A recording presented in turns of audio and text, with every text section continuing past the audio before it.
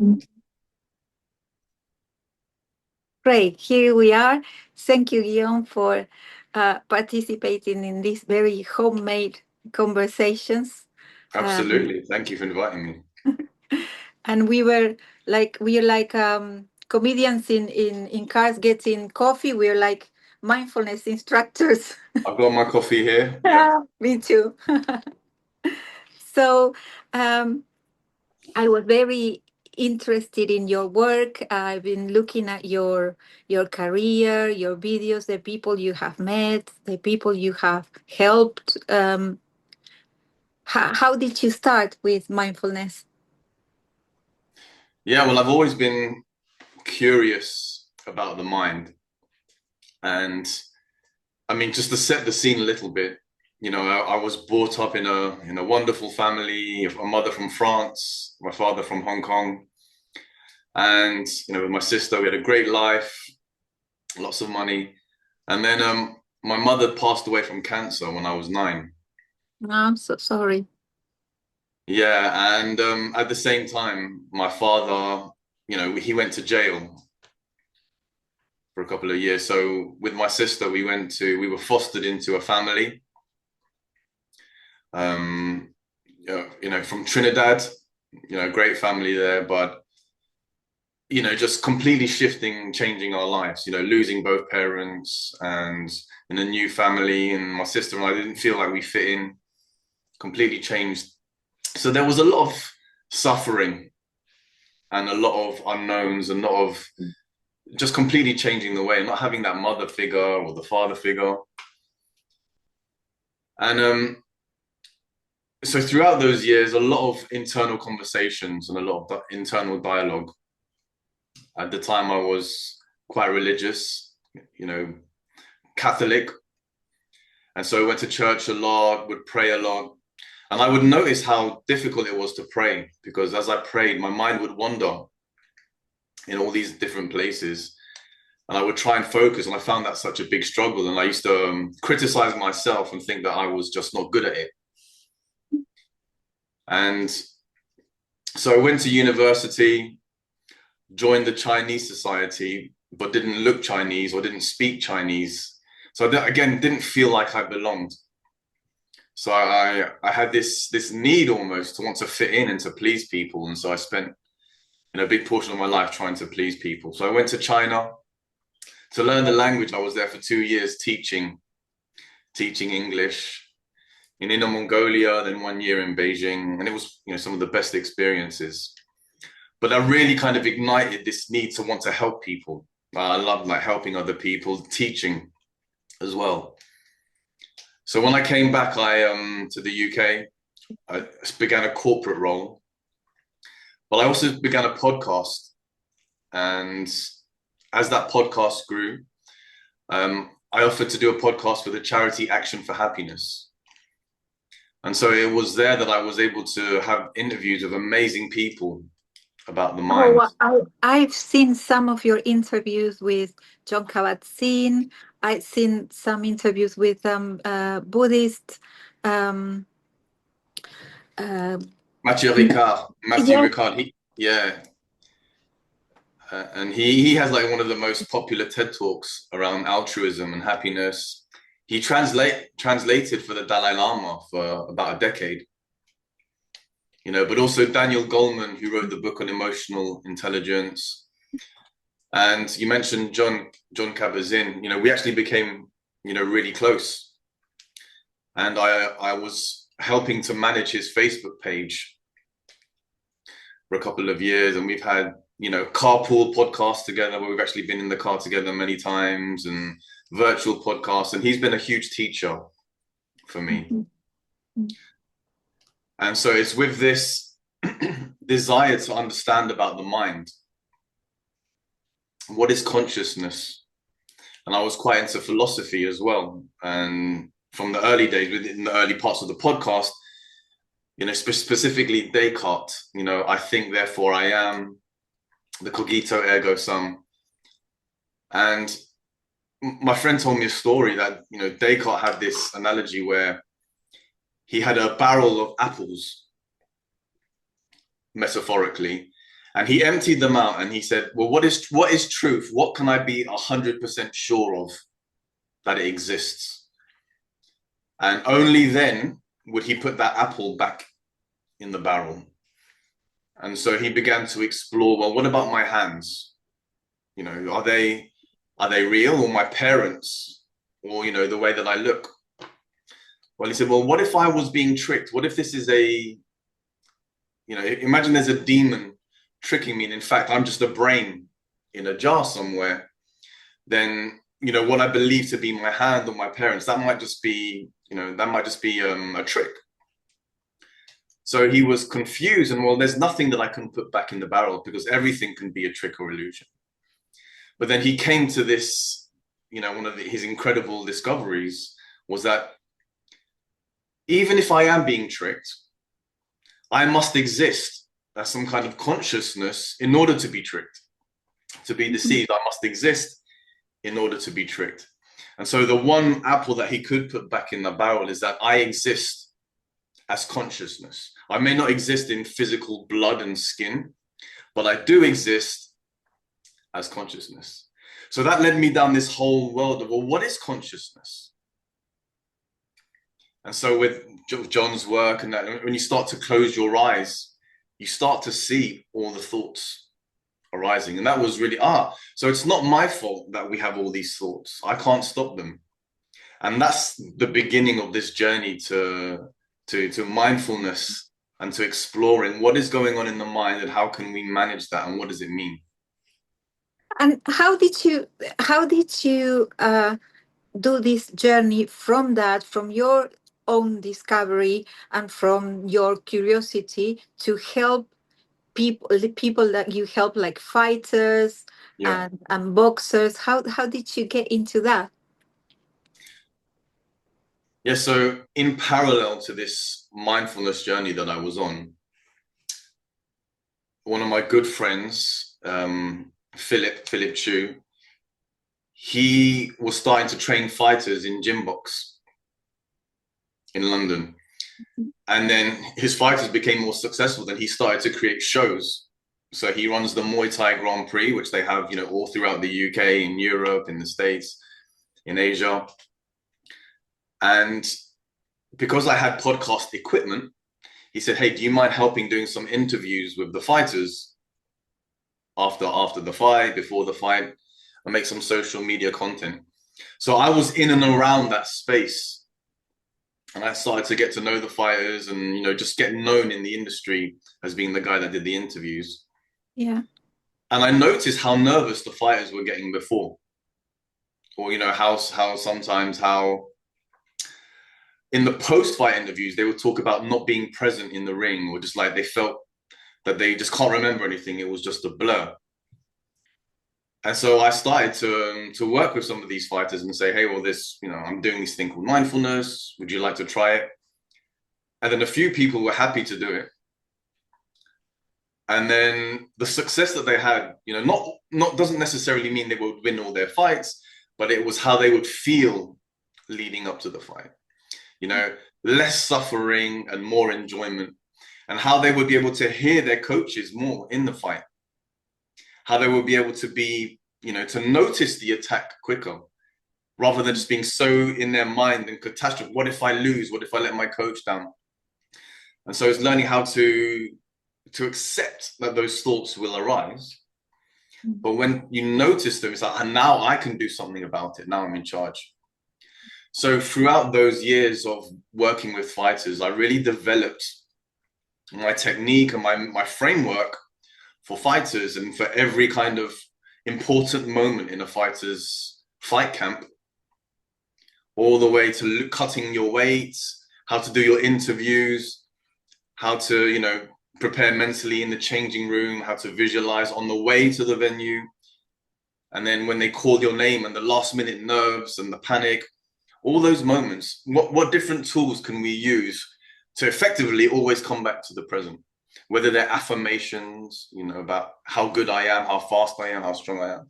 Whether they're visualizations, you know, seeing yourself walking to the ring and with each step becoming more confident, or seeing your hand raised. Whatever tool that it took number one, let's stop that unskillful thought. And then now that we've stopped that thought, we have some choice. Now, what is it that we can do? Right? We can come back to the present. We can visualize, we can double breath, we can do an affirmation, we can do a gratitude. There's so many things that we can do, but fundamentally, it's let's choose how we want to spend that mental space rather than just being the passenger to whatever's thrown at you. Mm. And the last thing I'll say around this fight space is that working with fighters was one of the best things that could have happened to me as a mindfulness teacher. Because when a fighter prepares, they're going to war, right? It's because I've worked with people that have to do presentations, and sometimes presentations can invoke just as much fear and nerves, but there's no physical danger in that. I've worked with a client who, after a fight, had to go to hospital and have, they had to open up his brain and let the blood out, and he wasn't able to fight again. That's some of the consequences to this. But it forces them to practice really hard because they get so nervous and so afraid, or they just can't stop thinking that I guess I have no choice. I guess I do the mindfulness. So I can see how powerful it is, and how in 99% of all the fighters that I work with, that the benefits at the end have very little to do with the fight. It's about better relationships with my father. It's about being more present with my children. It's about enjoying my time. It's about being able to go on holiday after my fight, and instead of just thinking about the fight, being actually able to enjoy my holiday. So it's not only just stop the anxiety and suffering, but it's learning how do I thrive and flourish in my life. So being with those fighters who have to experience such extreme ups and downs, like 2 or 3 times a year when they fight, to really understand how mindfulness can be applied in those extreme situations and the benefits of it, really. And then taking that then, and all the frameworks, and now working with the BBC and working with some large banks and these big corporations, taking these fighter mindsets and the challenges they face, because they manifest to everyone else in different ways, and then taking them more publicly and more broadly into different markets. Yeah, and I love that. And there's 2 very important elements I want to ask you about, because one is that the thing that you're saying, like taking this from the fight and applying it to, organically to your life in general, in those moments that are so important, being present, which is kind of our daily fight now, being present with our children, being there for our the people that we love, and the people that we have to interact every day, and we want to respond from a place that is wiser, not from a reaction. So that's one thing, making it organic and natural and possible for everyone. And the other thing is this has it changed for you the way you see mindfulness? Because when we start at the beginning, there's a lot of philosophy, as you say, and a lot of theory, and we understand, and it takes a long time to incorporate it yourself, and then to be able to offer that, to teach that. But has it changed? Is it, for me, for example, it has become something that is movement, that is like whatever you can do will adapt our tools to whatever is your life circumstances, is not the pose or the cushion or emptying the mind, or there's for me there's more authenticity in movement, and adapting it to that uniqueness that everyone has. What is it for you? Has it changed? I mean, it absolutely has changed, and especially the way that I teach it. And they say the best way to learn is to teach, right? And what has changed about my understanding and the approach for me is the science, and not only the chemical science, because that's very important, but the scientific approach in which I teach it. Because one of the biggest struggles once I found out how amazing mindfulness was and how game-changing it was I couldn't tell people, I couldn't explain it to people. I would talk to so many people and say how great it was, and it would never resonate. No one would really, oh, that's nice, and then change the subject. There was never, although the truth was of how great it was, I was incapable of explaining that. And so I came up with, my own style of teaching. And one of the key things, and that's kind of, unique to my style of teaching, is a thing that I call the think log. So whoever that I work with, from day one, session one, we have these 5-minute periods where I just say, okay, tell me your thoughts. Because we all know that we think a lot, but very rarely we write them down. So for 5 minutes, I write down all their thoughts. And then we'll do it again in that session, write down all your thoughts. Just 1 or 2 words, they don't have to be too descriptive. And there's 2 or 3 results. Usually they'll have a couple of thoughts in 5 minutes, or they'll have about 15, 20 thoughts, or they'll have about 40, 50 thoughts. Those different kinds. And then what I do is then those people that have very few thoughts, their awareness is weak, right? Because you can't go a whole minute without having a thought. It's impossible, right? And so those that have, I know how to tailor my course to them now. So now your focus is going to be on awareness. So we'll do it again. And then they may have a couple of thoughts. And I say, well, what's going on in the silence between? And they go, well, I was a bit bored. Or, I was thinking, that's a thought as well. Let's take note of that. And they go, oh, well, that's a thought. And then week after week, they start to get more and more thoughts till they start to hit an average. So I say, so your average is about 30, 40 thoughts in 5 minutes. And that's powerful because then, now we need to prepare ourselves. In every 5 minutes of your day, you need to be aware that you're going to be hijacked about 30, 40 times. And so that awareness is part 1 of the framework. And those that have about 20 to 30, they've already got some kind of awareness. But then as we do more and more, it gets to a number. Right? Every person is different in their awareness ability. And then you get those that have so many thoughts, 60 thoughts. Now, I can't do mindfulness. I've got too many thoughts on the mind. Well, it's like, no, that's perfect. Right? So they have 60 thoughts, and that's their number. They're very good at awareness. So we write them down, and immediately from that data, we can identify, well, what thoughts repeat themselves. And I have like hundreds and hundreds of students where I have all their thoughts written out. And I'm able to identify at least 4 or 5 patterns that always come up.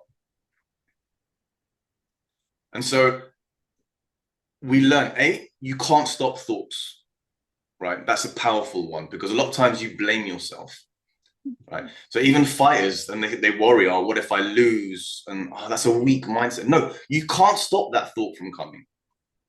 So lesson number 1. Lesson number 2, thoughts are random. You'll start thinking about work, then you start to think about your children, then you start to think about the fight, you start to think about diet, then you start to think about your to-do list. And then we can see, and I can show them look, we've jumped from here to here to here. And if you don't believe me, let's do it again and again and again. And we do it 10 times throughout the course to see that randomness. Third thing, repetition. It keeps repeating. There's the same 4 or 5 thoughts that repeat. Yes, there's different things depending on your different circumstances, environment, but there's a core thing. So this spreadsheet starts to show your thoughts as data, rather than this scary thought about my childhood. It's like, well, we do this, and that thought about your childhood comes out at least twice every 5 minutes that we do it. So expect it every day in your life that these thoughts are going to arise. So once we become okay with that, we change the relationship with those thoughts. And that's a term we often use in mindfulness, changing the relationship with the thought. But now we see it on a spreadsheet. And the more you see it, the less scary it becomes, because now we can anticipate it. Well, I know by the 3rd session, I already know what thoughts they're going to share with me. And then what we be listing out is their autopilot. This is your autopilot. Mm-hmm. So whether you like it or not, these thoughts are going to recycle. So then once we become aware of it, well, what can we do now when we have the thoughts? Let's practicing the skill of stopping the thought, which is anchoring. So now that person that has 60 thoughts, it's like, great. Now, what you're going to do is when you notice that thought, I want you to do something. We're going to use the breath. You can use the body, you can use different things. And we choose a point along the breath. Like, is it your nose? Is it your throat? Is it your chest? And we're going to anchor our attention there. And go, what is anchor? So they practice that and they get used to that. And then what I have them do is, all right, so once they say the thought, I need to go shopping. I'll say, okay, now go back to your anchor. So then they'll bring all their attention back and focus there. And I'll say, raise your hand when that thought has gone. Even if it's for a split second, the moment that you're fully on the breath, like switching from thinking to sensation and feeling, right? We practice the skill of going from a thought to the present moment. And we do that through feeling and sensation. And every time I have a thought, come back to your breath. Come back to the anchor. Have a thought, come back. So we practice that. We're breaking these old neural pathways of like, I have a thought and now I follow that thought. Now it's like, I have a thought and now I stop that thought and I come back to do what I want to do.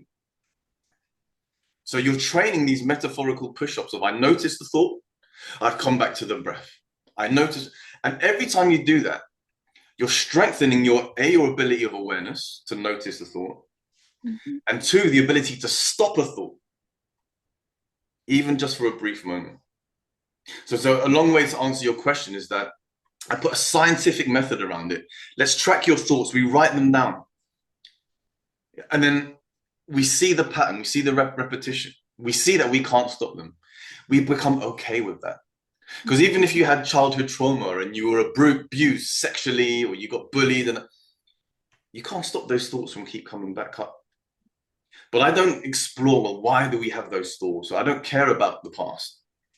I just care about, we know they're going to come. And when they do, we predicted that they were going to come. And now we can do something skillful. Number 1, let's go present first. So back to the breath. Maybe we take a double breath. Maybe we take 10 breaths. Whatever it's going to take for you just to let that thought go just a little bit. Get the foot off the gas. And once that thought is gone, is that a skillful thought that I need right now? If the answer is no, do I want it right now? If the answer is no, then I want to do something else. And if I can't do something else and I'm suffering because I'm having a thought, I don't want it, and yet it's still there. So how do we stop suffering? And the way to do it is just show people, look, all your life, you're having thought after thought after thought. And it's not I have a thought once or twice in a day. No, it's moment to moment. All right. So I say the formal practice of I notice a thought, I come back, is like doing your push-ups or your sparring or your training in the gym. And life itself is the meditation, as John would say. Right? Yeah. You're fighting all day long. So those 5 minutes or 10 minutes where you're doing it, that's you sparring and training your muscles. Because for the rest of the day, you're going to have thoughts all the time. And you need to be aware that you're having thoughts. Because if not, you're going to be living mindlessly, just like a zombie all day long. So the more you practice mindfulness, the more exposes that all day long you are in the world of thinking. Well, not just the world of thinking, but the world of autopilot. Because there's the thinking where you're on autopilot, and there's the thinking where you're being deliberate. The beautiful side. Let me think of 3 ways to make money this week. Let me think of 3 ways to help other people, to be a better father, to be a better this. Let me think about my holiday. Let me think about something that I want to. Because your mind is amazing. You can think of, if I say think of a purple elephant, you can think of it. If I say start to be creative about how you can improve your health, you can. So your mind can do amazing things, but we don't use it for that. We use our mind. Oh, I've got to do this later on. I've got to do that, and I worry about that, and I stress about, anxious about this, and then understanding that yes, I will have those thoughts, and they are valuable. Right? It is important to have anxiety. It's important to worry, but not when I'm eating dinner. Not when I'm in the shower, not when I'm in bed, not when I'm talking about children. Those are not skillful times for me to have all those anxious thoughts. I can set aside maybe Saturday morning. Let me go through 2 hours. Let me go through all the thoughts that are troubling me. How do I plan them out? Maybe ask ChatGPT, maybe ask a friend. Let me brainstorm. Let me find ways to resolve those. But then after those 2 hours, I don't want to think about it anymore. Mm. I know they're going to come up all day long, the worry, the doubt, the stress. But I notice you. Do I want you right now? No. I have choice. Okay. Choice that I never had before mindfulness. But now I notice that thought. Now I'm preparing lunch. I'm with my children. I don't want to have any of those thoughts. And so I notice you with kindness. I'm going to return to my cooking. I'm going to return. And it's this constant dance of I notice, I choose, I come back. I notice, I come back. I notice, I come back. So it's that scientific approach to help people see step by step what is going on in their mind. Because once they see it, that's the first part of the story. Oh, wow, I'm noticing it all the time.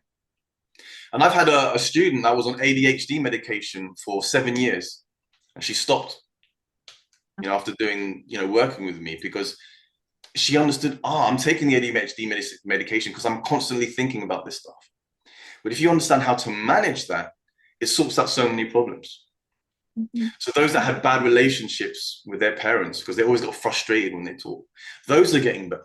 People being more present with their children, people enjoying their fight camp, people learning that when they start getting nervous during a meeting, reset, understand what's going on. A thought has come up that's just thrown me off. Let me regroup. Let me come back. And they realize that in every moment, you can be mindful. Mhm. When you're on the beach, wow, this is a lovely beach. Oh, yeah, but I got to do work. I've got this and I got these. No, enjoy the beach. I know, but I need to wake up early tomorrow and I go, enjoy. And then after a moment, you learn how to enjoy the beach. Just like you're reading a book.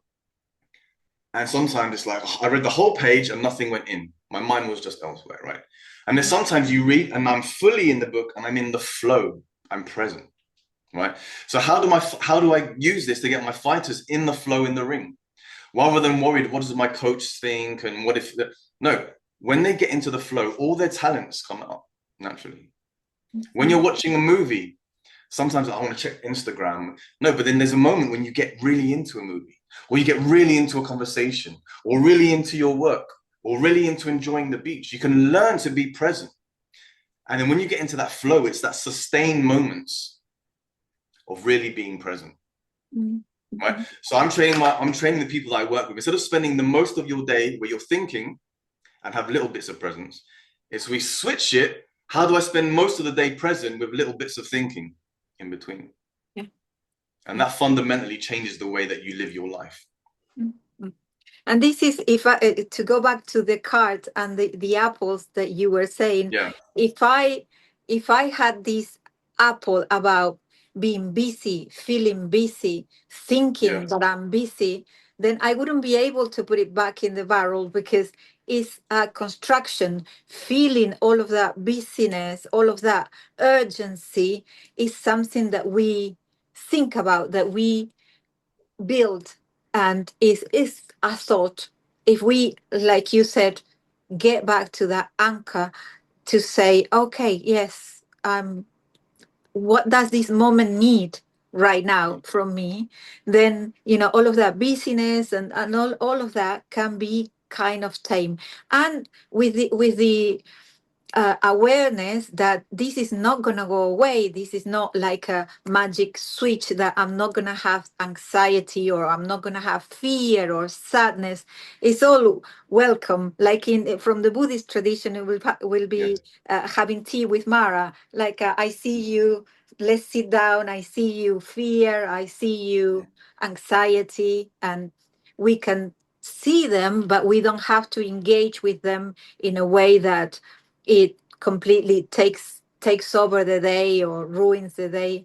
And from a scientific from interpersonal biology as well, we do have like 60,000 thoughts a day. We all do have all of these thoughts every day that we can't um, we we are interconnected with our thinking. So training that, and I think you do it with visualization as well, no, Yeah. training and being able to come back to the present moment and to be able to come back to just this moment. It's so important to make our lives better, and it's not going to be a life without worry or without challenges or without sadness, because we still have to Mhm. go through all of those. Those are part of our lives. This is important as well, because sometimes when you explain mindfulness to people, or you explain things, it's like, oh, I'm gonna be now, I'm not gonna have any more anxiety, or no, you're Yeah, still gonna have it. It's just you're gonna relate to it differently. And yeah, visualizations are also part of that. And it's not like we have to debunk the idea that I'm gonna visualize that I'm rich, or I'm gonna visualize that I'm gonna, of course not, I'm not gonna visualize something and suddenly make it real. Visualizations are yeah. something like, I did this before and I can do it again. I was in this fight before and I could not, kind of, is that more or less the way that you see visualizations? I think the primary reason I use visualization is, for me, it's a skillful way not to be in the anxiety, right? Because I come from a background of the martial training fighters. And so fighters spend so much time worrying. I say, okay, well, what can we do instead of the worrying? Now, saying positive statements like affirmations helps, right? Because, and in visualization, because what it's doing is we're turning off those taps to the cortisol and the adrenaline, right? Which are very useful in the ring, but they're not useful when you're in bed the night before. Or for my fighters, when they're going to the venue or in the changing room. Sometimes they're so worried and anxious that when they get in the ring, they have no fight or flight chemicals left, no cortisol and adrenaline left. So they feel so tired and they feel so weak because they've used up all that. So one of the key reasons I use visualization is the mind's going to give you all that doubt and the worry, right? Naturally, autopilot. The skillful part of the brain needs to do something proactive to balance that out. What is that we can do to make us feel better? What is it that we can do to make us, rather than thinking I'm going to lose, what about thinking I'm going to win? So it's kind of doing the opposite visualization of what the autopilot does for you. Because we always worry, we always anticipate the worst, we catastrophize. So we need to balance that out. And well, what if we win? What if we're excellent? What if we're the best? You know, so the reason why I use visualizations is, for one, it's a more skillful way to spend time before a worrying event, or something out of your comfort zone. But also let's counterbalance all the doubt and the worry that's going to come automatically from the autopilot, and let's fill it with something skillful. Because if I'm going to fight or I'm going into a presentation, if I go into the fight, I can win or I can lose. But if I believe I'm going to win, I would rather have that belief going in and win or lose, right? Because if I go and I think I'm going to lose, and I lose or I win, even if I win, that means I still suffered and I still wasn't enjoying that before. So it's understanding that regardless of the outcome, how do we enjoy this period more? And allowing that autopilot, which will come, the doubt and the fear, they will always be there. But now we're learning, sorry, I noticed that distraction. I noticed the catastrophizing. So let me use my tools. I've got visualization, I've got affirmations, I've got mindful breathing, I've got box breathing, I've got all these other things that I can do now, instead of allowing the nervousness and those chemicals pouring through my body. Let me help to be a drug manufacturer, stop not negative chemicals, but stop those chemicals needed for your fight or flight. If I'm not in fight or flight, that's like poisoning my body. Because if every day you're having nervous and anxious thoughts, every day you're microdosing yourself with chemicals that are great for fighting or running away, but when you use those chemicals, you're taking away from your immune system, you're taking away from your appetite, your sex drive, all this other stuff that should be not running at optimum. But when you say, hey guys, we're going to war, everybody send me your resources. So everything Yeah. goes down, so that, because if I'm running for my life or fighting for my life, I don't care about appetite or sex drive or the immune system. Let's first of all survive, and then everyone can, and then we can all work functionally. But if you're constantly telling yourself, hey, there's war, we're in danger, then you're not allowing your body to heal properly, to rest properly, and to do everything else that it does properly. Mm. So that visualization is just one of the tools that I use to do something skillful rather than allowing the mind to just do its normal autopilot stuff. This has been so insightful. I'm so grateful that you gave me this time, and I learned so much. And I think that from what you're saying, I take so much, because these all, on the other side, this micro dosing of poison is Mm-hmm. also on the other side, is this micro pauses, these micro moments of awareness that we can take through the day, because this kind of uh, teaching that you do Yeah. is not something that it is crystallized just for the moment of the presentation or the fight. It's a Mm-hmm. skill that you can take when you're in traffic in the supermarket, or you're in a conversation that becomes difficult. And Yeah. these are skills that are for living a better life, that is not going to be like no problems. It's going to be like No. still the same life with all of our challenges, but with Yeah. this new skill that allow us to be a little bit better than yesterday. This Yeah. moment, I'm completely present, and this moment right now that I'm, Mm-hmm. spending with you, I feel completely connected in the sense of, is this is what it is, and we Yeah. don't need any other structure or thinking, or so it is really is useful from science point of view, as you said. Yeah. Yeah, if we're worried that our digestion is closed, everything is like, so for our health, for our mind, and for our relationship with others, because it becomes an offering at the same time to Yeah. others. Yeah, so your teaching are like really valuable, so thank you so much.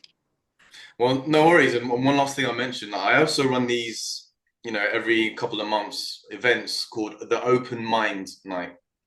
So instead of an open mic night, we do it in these lovely venues where everyone can come and talk a little bit about mindfulness.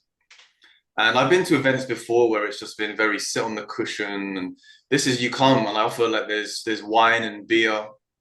And so everyone got a bit of music. We just have some drinks. We have a fun evening, and I have a few people come and talk about how mindfulness has helped them. And we talk maybe little groups, but it's just like in a nice little bar. And it's mindfulness isn't just when you're sitting by yourself on the cushion. It's life. When you're out in the bar, are you present? Are you worried about I need to catch that last train home? And so it's just a fun way for like people that understand mindfulness or that want to learn about it. We can get together and we just do it in a fun environment. Like I said, over a beer and just have a great evening, having deep conversations. That's so amazing. And where is that? Can we, like, maybe I can write it Yes, down I so mean I do people. it different places, but it's usually at the Eight Members Club in London. I usually have about 30 people come down.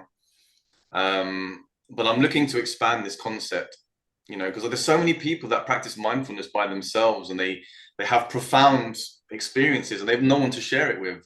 Like I Yeah, said, even their friends won't understand yeah. about it. But if you find a group of people together, but let's go out and have fun. Let's go and have a dinner. Let's go and go to a bar and let's talk about this in a fun way. What challenges did you have? What was one thing you learned this week, or how did you apply it at work? Those are really fun conversations to have. I think that's a brilliant idea. And sometimes we talk, about this loneliness that people feel, even now where we're all connected through Yeah, social media. But this loneliness, about it, kind of epistemological loneliness, that you've got like an idea or a lived experience that is difficult to share with others, because yeah, like you're talking about something that people are like. So this is a great idea to connect people in a way that feels like you're expanding yourself as well. So that's brilliant. I'm going to write it down, so if people are interested, yeah, they can participate. It's lovely. absolutely. And so I'm trying to expand my social media to be. not just about fighting, because I have an app called Mindful Fighter, and it's free. Yeah, and I love that app. This is a really good app because you've got like your guided. Yeah, I've Yeah. been looking at all of your stuff. It's amazing. Yeah, yeah. So that the aim was, let me help fighters for free. That was always the goal. And so I have the app out now, and now I've kind of completed this part of my journey. I'm now, maybe going to work more closely with people with depression and ADHD, and then I've got the corporate world Yeah. as well, because Well, these are universal concepts that I just want to yes, like try yes, and make accessible. and I think that for ADHD and depression as well, but for ADHD, the work you do is so important because people with ADHD or depression, if they go to a very formal setting where they tell you, okay, let's sit down, we're Mm-hmm. gonna do this guided meditation, I think that because it's kind of restrictive and you're there on your own with your thoughts and your thoughts are Yeah. going to come, Mm-hmm. then it's not good for them, and then they feel like they failed, that they it's not Sure. for Yeah. them. But Mm-hmm. your approach where you say, come here, let me know what Yeah. you're thinking Tell me. now, Yeah. is Tell me exactly. yeah, And I kind of know already what it's going to be, right? I've worked with and that's the beautiful advantage that I have in my research. I've got like thousands of people where I have on a spreadsheet. So I know roughly how many thoughts. I know what to expect, and I know that some people it's just full of anxious thoughts. Some people it's full of green thoughts, and it's understanding how do you deal with these people differently. Let them know that it's okay and completely normal. yeah, yeah, Now let's see what they are first of all. Let's expose them, because like when you see a scary movie and you don't know where the monster is, it's quite scary. But when you see the monster everywhere, then it's not that scary. So it's understanding, instead of trying to suppress it and hide it. Let's expose it. Let's see it together rather than them seeing it by themselves. yeah, And then the more we see it, let's label it. And then now let's make it scientific. It's now an entry on our spreadsheet. It's not this scary abstract thing. It's a very clear, and it's not that simple. Obviously, it takes a lot of time, and that fear, and that never goes away. But rather than me spending 20 minutes suffering with that thought, what if it's only a few seconds? Right? Instead of the day I spend hours, having that negative experience and that thought, what if it's only 5 minutes? So it's about we're never going to get rid of it. But what if in that day, 100% of your day, instead of it being this, what if it's that? What if it's that? What if it's that? Then you get more of your day back. And the more that you get back, the more you get confident, I can actually do something about it. yeah, yeah. And to expand it outside from the ring, as you're Yeah. saying, many of the movements from the martial arts, if you take them and you work with people with ADHD, for example, those micro poses, even doing like a Mm-hmm. shoulder roll, but you do it in micro, like why are you feeling here and here and Yeah. here? Those micro pauses, like bringing awareness to each part of the movement, and that maybe comes from the martial arts, many of the Mm-hmm. movements from Tai Chi, from what you do, but applied to like a real life, Yeah. and the challenges of people that their minds are all over the place. And it's Yeah. so important to offer mindfulness the way that you're offering it, like Mm-hmm. to take it away from is for certain people, is for Yeah. people that can do a course, that can pay such and such, or they can Yeah. dedicate an hour, or they have the language of the understanding, and to bring it to, look, this is for anyone. Like, I think it's very, very important. It's Yeah. like yeah. Thank Yeah. you so much. Yeah. I think it's a fresh way, a modern way, a step-by-step way to learn how to live your best life, Yeah. right? Because so many people are living suffering and they don't know that they're suffering. Yeah. Yeah. Yeah.